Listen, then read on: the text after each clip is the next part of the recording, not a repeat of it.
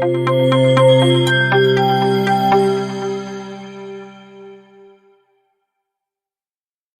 pán starosta, nachádzame sa v novom kostole, ktorý ale není až tak úplne celkom nový. Ako je to vlastne? No, tak 10 rokov sa už používa, v 2015 sme ho postavili za pomoci zbierky od občanov, ale hlavné financie dala obec na to. Je to vo vlastníctve obce, cirkev to má vo výpožičke. No a tu za mnou vlastne je to taká, by som povedal, rarita, kde kaštiel z polovice 16. storočia rodina grofa Pongráca, alebo teda Pongrácovcov postavili.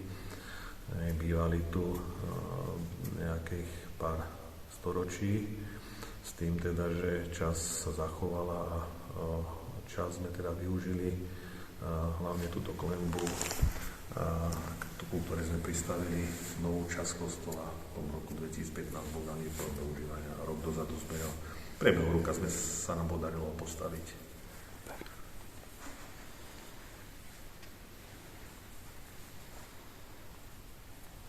No a tu je tá nová časť. Áno, áno. Čiže dá sa povedať, že 2/3 sú nová časť a 1/3 tu na hore na Pavlači je vlastne druhá časť, tá stará, z tej polovice 16. storočia.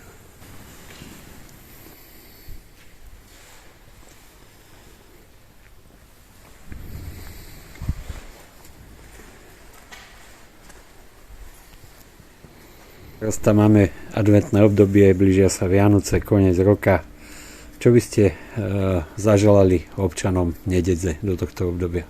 Tak v prvom rade, áno, sú to veľké sviatky. Každému by som poprial a odporučil, aby sme sa tak trošku stišili, utlmili, do seba sa trošku zahľadili, zamysleli sa, ako ten rok prebehol a čo nás bude čakať v budúcom roku. Pekné a krásne, pokojné prežitie vianočných sviatkov v okruhu svojich najbližších, svojich rodín a takisto aj našej obci do budúcna a do nového roku všetko dobré, tak aby sa nám darilo a v podstate hlavné je zdravie, takže veľa pevného zdravia všetkým prajem.